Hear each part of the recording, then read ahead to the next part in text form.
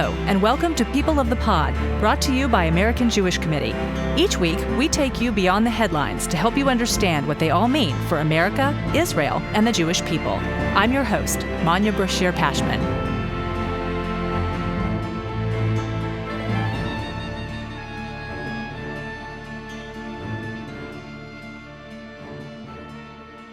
Jonah Platt is an award-winning director of theater and improv comedy, an accomplished musician, singer, and award-winning vocal arranger. He has been on the Broadway stage, including 1 year as the heartthrob Fiyero in Wicked, and he's producing his first feature film, a comedy called The Mensch. He also hosts his own podcast, Being Jewish with Jonah Platt, a series of candid conversations and reflections that explore the many facets of Jewish identity. Jonah is with us now on the sidelines of AJC Global Forum 2025. Jonah, welcome to People of the Pod. Thank you so much for having me. Happy to be here. So tell us about your podcast. How is being Jewish with Jonah Platt different from being Jewish with anyone else? Yeah, that's a great question. I think it's different for a number of ways. I think one key difference is that I'm really trying to appeal to everybody, not just Jews and not just one type of Jews. I really wanted it to be a very inclusive show.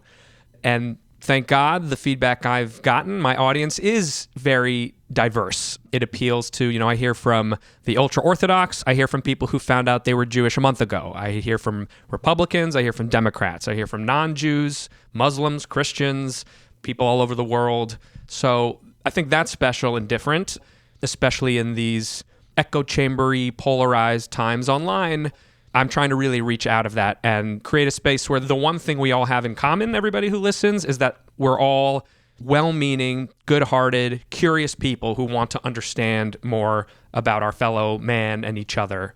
I also try to really call balls and strikes as I see them, regardless of where they're coming from. So if I see, let's call it bad behavior on the left, I'll call it out. If I see bad behavior on the right, I'll call it out. If I see bad behavior from Israel, I'll call it out. In the same breath that I'll say, I love Israel and it's the greatest place. So I think that's really, unfortunately, rare. I think people have a very hard time remembering that we are very capable of holding two truths at once, and it doesn't diminish your position by acknowledging fault where you see it. In fact, I feel it strengthens your position because it makes you more trustworthy, and it's sort of like an iron sharpens iron thing, where because I'm considering things from all angles, either I'm going to change my mind because I found something I didn't consider, that's going to be better for me and put me on firmer ground, or it's going to reinforce what I thought because now I have another thing I can even speak to about it and say, well, I was right because even this I checked out and that was wrong. So either way, you're in a stronger position. And I feel that equanimity is sorely lacking online for sure. Well, our podcasts have had some guests in common. We've had Dara Horn, Sarah Hurwitz. You said you're getting ready to have Bruce Pearl. We've had Coach Pearl on our show. You've also had conversations with Stuart Weitzman, the legendary shoe designer, in an episode titled Jews and Shoes. I love that. Can you share some other memorable nuggets from the conversations you've had over the last 6 months? I had my dad on the show, and I learned things about him that I had never heard. Things about his childhood growing up, the way his parents raised him, the way that, social justice and understanding the conflict and sort of brokenness in the world was something that my grandparents really tried to teach them very actively. And some of it I had been aware of, but not every little specific story he told. And that was really special for me. And like my siblings, after hearing it, were like, we're so glad you did this so that we could see Dad and learn about him in this way. So that was really special. There have been so many. Isaac Saul is a guy I had early on. He runs a news newsletter called Tangle Media that shows what the left is saying about an issue, what the right is saying about an issue, and then his take. And a nugget that I took away from him is that on Shabbat, his way of keeping Shabbat is that he doesn't go on social media or read the news on Shabbat. And I took that from him. So now I do that too. I thought that was genius. It's hard for me. I'm trying to even start using my phone period less on Shabbat, but definitely I hold myself to it, except when I'm on the road like I am right now. But when I'm at home, no social media from Friday night to Saturday night, and it's fantastic. Oh, that sounds delightful, actually. It is delightful. I highly recommend it to everybody. It's an easy one. That's great. So what about your upbringing? You said you learned a lot about your father's upbringing. What was your Jewish upbringing like? Yeah, I've been very blessed to have a really strong, warm, lovely Jewish upbringing. It's something that was always intrinsic to my family. It's not something that I sort of learned at Hebrew school, and no knock on people whose experience that is, but it's, I never remember a time not feeling Jewish because it was so important to my parents and important to their families. And, part of the reason they're a good match for each other is because their values are the same. I went to Jewish day school, the same one my kids now go to, which is pretty cool. Oh, that's lovely. Yeah. And I went to Jewish sleepaway camp at Camp Ramah in California. But for me, really, when I get asked this question, like, my key Jewish word is family. And growing up, every holiday we spent with some part of my very large, amazing family. What's interesting is in my city where I grew up, Los Angeles, I didn't have any grandparents, I didn't have any aunts or uncles or any first cousins. But I feel like I was with them all the time because every holiday someone was traveling to somebody and we were being together. And all of my childhood memories of Jewish holidays are with my cousins and my aunts and my uncles and my grandparents because it was just so important to our family. And that's just an amazing foundation for being Jewish or anything else. If that's your foundation, that's really going to stay with you. And my upbringing, like, we kept kosher in my house, meat and milk plates, and we would eat meat out, but like no pork, no shellfish, no milk and meat, any of that. And while I don't ascribe to all those things now, I'm grateful that I got sort of the literacy in that. In my Jewish day school, we had to wrap tefillin every morning. And while I don't do that now, I'm glad that I know how to do that. And I know what that looks like. And I know what that means, even if I resisted it very strongly at the time as a 13-year-old being like, why do I got to wrap this up every day? But I'm grateful now to have that literacy. And I've always been very surprised to see in my life that often when I'm in a room with people, like, I'm the most observant in the room or the most Jewish literate in the room, which was never the case in my life. I have family members who are much more observant than me, Orthodox, and I know plenty of Orthodox people, whatever. But in today's world, I'm very grateful for the upbringing I had where I'll be on an experience. I actually just got back from one in Poland. I went on a trip with all moderate Muslims from around North Africa, Middle East, and Asia with an organization called Sharaka. We had Shabbat dinner just this past Friday at the JCC in Krakow, and I did the Shabbat Kiddush for everybody, which is so meaningful, and like, I'm so grateful that I know it, that I can like play that role in special situations like that. So you've been doing a lot of traveling because I saw your reflection on your visit to Baku, Azerbaijan, the largest Jewish community in the Muslim world, and you went with the Jewish Federation's National Young Leadership Cabinet. Shout out to my chevra. And you posted this reflection based on your experience there, asking the question, how much freedom is too much? So can you walk our listeners through that and how you answer that question? Yes. So to be fair, I'd make very clear I don't have the answer to that question definitively. I just wanted to give people food for thought. And what I hoped would happen has happened, where I've been getting a lot of responses of people who disagree with me and have other angles at which they want to look and answer this question, which I welcome and have given me a lot to think about.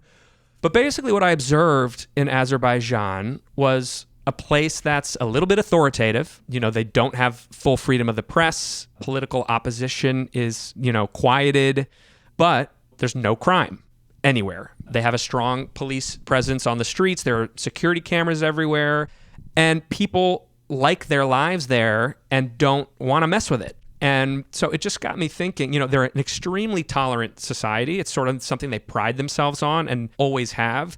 It's a Muslim majority country, but it is secular. They are not a Muslim official country. They're one of only really 2 countries in the world that are like that, the other being Albania. And they live together in beautiful peace and harmony with a sense of goodwill, with a sense of national pride. And it got me thinking, look at any scenario in our lives. Look at the place you work. Look at the preschool classroom that your kid is in. There are certain rules and restrictions that allow for more freedom in a sense because you feel safe and taken care of, and our worst instincts are not given space to be expressed. So that is what brought the question of how much freedom is too much. And really the other way of putting that is, how much freedom would you be willing to give up if it meant you lived in a place with no crime, where people get along with their neighbors, where there's a sense of being a part of something bigger than yourself? I think all 3 of which are heavily lacking in America right now, that is so polarized, where hateful rhetoric is not only pervasive, but almost welcomed and gets more clicks and more likes and more watches. It's an interesting thing to think about. And I heard from people being like, I haven't been able to stop thinking about this question. I don't know the answer, but it's really interesting. I have people say, you're out of your mind. It's a slippery slope. The second you give an inch, like, it's all going downhill. And there are arguments to be made there. But I can't help but feel like if we did the due diligence, I'm sure there is something, if we keep the focus really narrow, even if it's like a specific sentence that can't be said. Like, you can't say, the Holocaust was a great thing. Let's say we make that illegal to say. Like, how does that hurt anybody if you're not allowed to say those exact words in that exact sequence? You know, so I think if it's going to be a slippery slope, to me is not quite a good enough argument for, well, let's go down the road and see if we can come up with something. And then if we decide it's a slippery slope when we get there, maybe we don't do it. But maybe there is something we can come to that if we eliminate that one little thing you're not allowed to say, maybe that will benefit us. Maybe if we make certain things a little bit more restrictive, it'll benefit us. And I likened it to Shabbat, saying, you know, on Shabbat, we have all these restrictions. If you're keeping Shabbat, that's what makes Shabbat special, is all the things you're not allowed to do. And because you're not given the quote unquote freedom to do those things, you actually give yourself more freedom to be as you are and to enjoy what's really good about life, which is, you know, the people around you and having gratitude. So it's just something interesting to think about. It's an interesting perspective. I am a big fan of free speech. As are most people. So it's the hill many people will die on. Educated free speech, though. And I think that that's where the tension is, right? In a democracy is you have to push for education and try to make sure that, you know, people are well informed so that they don't say stupid things. But they are going to say stupid things. And I like that freedom. Did you ever foresee becoming a Jewish advocate? No. Well, that's a little disingenuous. I would say, you know, in 2021, when there was violence between Israel and Gaza in the spring over this like Sheikh Jarrah neighborhood, that's when I first started using what little platform I had through my entertainment career to start speaking very, you know, small things, but about Israel and about Jewish life, just organically, because at the time, I'm certainly much more well-educated even now than I was then, but I was more tuned in than the average person, let's say, and I felt like I could provide some value. I could help bring some clarity to what was a really confusing situation at that time, like very hard to decipher. And I could just sense what people were thinking and feeling. I'm well tapped into the Jewish world. I speak to Jews all over the place. As I said, my family's everywhere, so already I know Jews all over the country. And I felt like I could bring some value. And it started very slowly. It was a trickle, and then it started to turn up a little bit more. I went on a trip to Israel in April of 2023. It's actually the 2-year anniversary today of that trip with the Tel Aviv Institute, run by a guy named Chen Mazig, who I'm sure you know well. I'm sure he's been on the show, yeah. And that was like sort of the next step for me, where I was surrounded by other people speaking about things online, some about Jewish stuff, some not, but just seeing these young, diverse people using their platforms in whatever way, that was inspiring to me. I was like, I'm going to go home. I'm going to start using this more. And then October 7th happened, and I couldn't pull myself away from it. It's just where I wanted to be. It's what I wanted to be spending my time and energy doing. The stakes felt way too high to be doing anything else. It's like crazy to me that anybody could do anything else but be focusing on that. And now here we are. So, I mean, in a way, could I have seen it? No. But have I sort of, looking back on it, been leading this way? Kinda. Do you think you would have turned toward advocacy if people hadn't been misinformed or confused about Israel? Or do you think that you would have really been more focused on entertainment? Yeah, I think probably. I mean, if we lived in some upside down, amazing world where everybody was getting everything right, you know, there'd be not so much for me to do. The only hesitation is, like, as I said, a lot of my content tries to be, you know, celebratory about Jewish identity. And we still, like, I think actually I would still be talking because I've observed, you know, divisions and misunderstandings within the Jewish community that have bothered me. And so some of the things I've talked about have been about that, about like, hey, Jews, cut it out. Like, be nice to each other. You're getting this wrong. So I think that would still have been there, and something that I would have been passionate about speaking out on. Inclusivity is just so important to me. But definitely would be a lot lower stakes and a little more relaxed if everybody was on the same universe in regards to Israel. You were relatively recently in Washington, D.C., right? For the White House Correspondents' Dinner. Yes. I was confused because I thought he just said he was in Krakow, so maybe I was wrong. I flew direct from Krakow to D.C., got off the plane, went to the hotel where the dinner was, changed into my tux, and went downstairs for the dinner. Wow. Yeah. Are you tired? No, actually. It's amazing. I'll give a shout out. There's a Jewish businessman, a guy named Andrew Herr, who I was in a program with Through Federation called CLI in LA, has started a company called FlyKit. This is a major shout out to FlyKit, that you download the app, you plug in your trip, they send you supplements, and the app tells you when to take them, when to eat, when to nap, when to have coffee, in an attempt to help orient yourself towards the time zone you need to be on. And I have found it very useful on my international trips, and I'm not going to travel without it again. Wow. White House Correspondents' Dinner, you Yes. actually posted some really thoughtful words about the work of journalists, which I truly appreciated. But what do American journalists get wrong about Israel and the Jewish connection to Israel? The same thing that everybody who gets things wrong are getting wrong. I mean, we're human beings, so we're fallible. And just because you're a journalist doesn't make you immune to propaganda, because propaganda is a powerful tool. If it didn't work, people wouldn't be using it. I mean, I was just looking at a post today from our friend Chen Mazik about all the different ways the BBC is getting things horribly, horribly wrong. I think part of it is there's ill intent. I mean, there is malice for certain people where they have an agenda. And unfortunately, however much integrity journalists have, there is a news media environment where we've made it okay to have agenda-driven news, where it's just not objective. And somehow it's okay for these publications that we've long trusted to have a story they want to tell. I don't know why that's acceptable. It's a business, and I guess maybe if the dollars are there, it's reinforcing itself. But reporters get wrong so much. I'd say the fundamental misunderstanding that journalists, as human beings, get wrong, that everybody gets wrong, is that Jews are not a group of rich white Europeans with a common religion. That's like the number one misunderstanding about Jews. Because most people, either they don't know Jews at all on planet Earth, they've never met one, they know nothing about it except what they see on the news or in a film, or the Jews that they know happen to maybe be white, rich, European ancestry people. And so they assume that's everybody. When, of course, that's completely false and erases the majority of Jews from planet Earth. So I think we're missing that. And then we're also missing what Israel means to the Jewish people is deeply misunderstood and very purposefully erased. Part of what's tricky about all of this is that the people way behind the curtain, the terrorists, the real I hate Israel people agenda, they're the ones who plant these seeds. But they're like 5% of the noise. They're secret. They're in the back. And then everybody else, without realizing it, is picking up these things. And so the vast majority of people are, let's say, erasing Jewish connection to Israel without almost even realizing they're doing it, because they have been fed this, because propaganda is a powerful tool, and they believe it to be true, what they've been told, and literally don't realize what they're doing.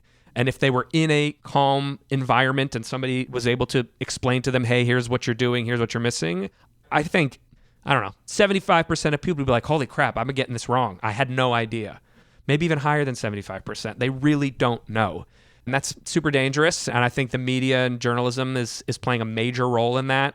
It's sometimes things get, retracted and apologized for, but the damage is done, especially when it comes to social media. If you put out, Israel just bombed this hospital and killed a bunch of doctors, and then the next day you're like, oops, sorry, that was wrong. Nobody cares. All they saw was Israel bombed a bunch of doctors, and that seed's already been planted. So it's been a major issue. The info war, while, obviously not the same stakes as a real life and death physical war, has been as important a piece of this overall war as anything. And I wouldn't say it's going great. Did it come up at all at the Correspondents' Dinner, or was that really more of a celebration? God. Yeah, it was more of a celebration. It was more of just sort of, it was cool. There was no host this year. There was no comedian. There was no president. He didn't come. So it was really like being in the clubhouse with the journalists. You could sense they were sort of happy about it. It was like a family reunion kind of a vibe. Like, it's just our people. We're all on the same page. We're the people who care about getting it right. We care about journalistic integrity. We're here to support each other. It was really nice. I mean, I liked being sort of a fly on the wall of this other group that I had not really been amongst before, and seeing them in their element in this like industry party, which was cool. Okay, so we talked about journalists. What about your colleagues in the entertainment industry? Are you facing backlash from them either out of malice or ignorance? I'm not facing any backlash from anybody of importance. If I'm not getting an opportunity or someone's written me off for something, I don't know that. I have no idea if I'm now on somebody's list of I'm never going to work with that guy. I don't know. I don't imagine I am. If I am, it says way more about that person than it does about me. because my approach, as we've discussed, is to try to be really inclusive and honest and like objective. And if I get something wrong, I'll delete it or I'll say I got it wrong. I try to be very transparent and really open that like I'm trying my best to get things right and to be fair. And if you have a problem with that, you've got a problem. I don't have a problem. So I wouldn't say any backlash. In fact, I get a lot of support and a lot of appreciation from people in the industry who either are also speaking out or maybe too afraid to and are glad that other people are doing it, which I have thoughts about too. But, it's when people are afraid to speak out about this stuff because of the things they're going to lose, like to a person, maybe you lose stuff, but like you gain so many more other people and opportunities, people who were just sort of had no idea that you were on the same team and were waiting for you to say something. And they're like, oh my God, you're in this with me too. Great. Let's do something together or whatever it is. It's been much more positive than negative in terms of people I actually care about. I've gotten fans of entertainment who have nasty things to say about me, but not colleagues or industry peers. So you would declare yourself a proud Zionist, yes? Oh, yeah. Okay. But you wrote a column in the Forward recently over Passover saying, let's retire the word Zionist. Yes. Why? I recently wrote an op-ed and actually talked about it on my pod as well about why I feel we should retire the word Zionism. Not that I think we actually are. It's pretty well in use. But my main reasoning was that the way we all understand Zionism, those of us who actually know what it is, unlike a lot of people, is the belief that Jews should have self-determination, sovereignty in some piece of the land to which they are indigenous. We have that. We've had it for almost 80 years. I don't know why we need to keep using a word that frames it as aspirational. That like, I believe we should have this thing. We already have it. And I feel by sort of leaving that sentence without a period, we're sort of suggesting that non-existence is somehow on the table. Like, if I just protest enough, Israel's going to stop existing. I want to slam that door closed. I don't think we need to be, I believe Israel should exist people anymore. I think we should be, I love Israel people, or I support Israel people. I'm an Israel patriot. I'm a lover of Israel, whatever the phrase may be. To me, the idea that we should continue to sort of play by their framework of leaving that situation on the table, it only hurts us. And I just don't think we need it. It lets others define it in their own terms. Yeah, we're basically playing sort of by the rules of the other people's game. And I heard when I put that out, especially from Israelis who, to them, it sort of means patriot, and they feel a lot of great pride with it, which I totally understand. But the sort of more universal understanding of what that word is, and certainly of what the movement was about that aspirational creation of a land. The land's been created. Not only has it been created, it's, survived through numerous wars. It's stronger than ever. Third most NASDAQ companies in the world. We need to just start talking about it from yeah, we're here, we're not going anywhere kind of a place, and not of a we should exist kind of a place. It's funny you said, we all know what Zionism is. And I grinned a little bit because there are so many different definitions of Zionism. Also Zionism was a very inclusive, progressive ideology packaged in there, right? That nobody talks about because it's just kind of we just don't talk about it anymore. So what else about the conversation needs to change? How do we move forward in a productive, constructive way when it comes to teaching about Jewish identity and securing the existence of Israel? In a way, those two things are related, and in a way, they're not. You can have a conversation about Jewish identity without necessarily going deep down the Israel hole, but it is critical that people understand how central a connection to Israel is to Jewish identity. And while people are allowed to believe whatever they want, and you can be someone who says, well, Israel's not important to me. Okay, that's you. But you have to at least be clear-eyed that that is an extreme and fringe position. That is not a mainstream thing. And you're going to be met with, mistrust and confusion and anger and a sense of betrayal if that's your position. So I think we need to be clear-eyed about that and be able to have that conversation. And I think if we can get to the place where we can acknowledge that in each other, like, dude, have your belief. I don't agree with it. I think it's crazy. But you got to at least know that we all think you're crazy for having that idea. And if they can get to the place where yeah, okay, I understand that, but I'm going to believe what I'm going to believe, then we can have conversations and then we can talk. I think the I need to change your mind conversation, it doesn't usually work. it has to be really gently done. And I'm speaking this as much from failure as I am from success. As much as we try, sometimes our emotions come to the fore of these conversations, and it's not going to happen. On my pod, I've talked about something that I call the 4 C's of difficult conversation. And I recently tried to have a conversation. I did not adhere to my 4 C's, and it did not go well. So I didn't take my own advice. You have to come legitimately ready to be curious to the other person's point of view, wanting to hear what they have to say, honoring their truth, even if it is something that hurts you deeply or that you abhor. You can say that, but you have to say it from a place of respect and honoring. If you want it to go somewhere, if you just want to let somebody have it, go ahead, let somebody have it, but you're definitely not going to be building towards anything that way. So before I let you go, can you tell us a little bit about the Mench? Yeah, sure. So the Mench is one of a couple of Jewish entertainment projects I'm now involved with in the last year, which, I went from sort of 0 to now 3. The Mench is a really unique film that's in development now. We're going to be shooting this summer that I'm a producer on. And it's the story of a 30-ish something female rabbi in New Mexico who life just isn't where she thought it would be. She's not connecting with her congregation. She's not as far along as she thought things would be. Her synagogue is failing, and there's an anti-Semitic event at her synagogue, and the synagogue gets shut down, and she's at the center of it. 2 weeks later, the synagogue's reopening. She's coming back to work, and as part of this reopening, to try to bring some life and some zhuzh to the proceedings, one of the congregants from the synagogue, the most eccentric one, who's sort of a pariah, who's being played by Ginnifer Goodwin, who's a fantastic actress and Jewish advocate, donates her family's priceless Holocaust-era Torah to the synagogue. And the rabbi gets tasked with going to pick it up and bring it. As things often happen for this rabbi, a bunch of stuff goes wrong. Long story short, she ends up on a bus with the Torah in a bag, like a sports duffel bag, and gets into an altercation with somebody who has the same tattoo as the perpetrator of the event at her synagogue.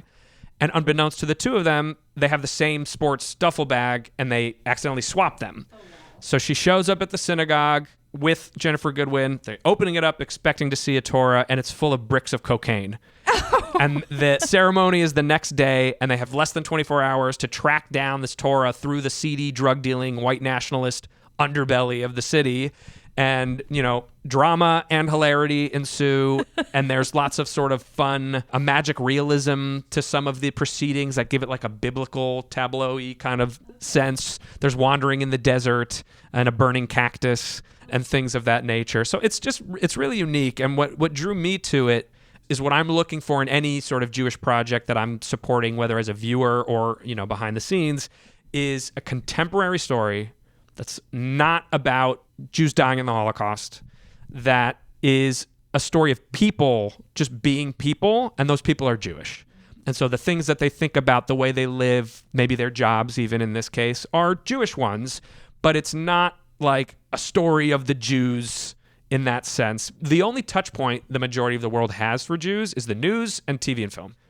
And so if that's how people are going to learn about us, we need to take that seriously and make sure they're learning who we really are, which is regular people, just like you, dealing with the same kind of problems, the same relationships, and just doing that through a little bit of a Jewish lens. So the movie is entertaining and unique and tonally fun, but it also just happens to be about Jews and rabbis. And so, possible spoiler alert, does the white nationalist end up being the Mensch in the end? No. No, the white nationalist is not the Mensch. They're the villain. I thought maybe there was a conversion moment in this film. No conversion, but it's sort of what you end up, one of the themes you take away is it's sort of like anybody can be a Mensch. You don't necessarily need to be the best rabbi in the world to be a Mensch. We're all fallible, flawed human beings. And what's important is that we try to do good and we try to do the right thing. And usually that's enough. Well, I thought that kind of twist would be. I'll take it up with the writer. There you go. Well, Jonah, you are truly a Mensch for joining us on the sidelines here today. And Thank you. Safe travels wherever you're headed next. Thank you very much. Happy to be with you. Thank you for listening. This episode is brought to you by AJC. Our producer is Atara Lakritz. Our sound engineer is TK Broderick. You can subscribe to People of the Pod on Apple Podcasts, Spotify, or Google Podcasts, or learn more at ajc.org/peopleofthepod. The views and opinions of our guests don't necessarily reflect the positions of AJC. We'd love to hear your views and opinions or your questions. You can reach us at peopleofthepod@ajc.org. If you've enjoyed this episode, please be sure to tell your friends, tag us on social media with #PeopleOfThePod, and hop on to Apple Podcasts to rate us and write a review to help more listeners find us. Tune in next week for another episode of People of the Pod.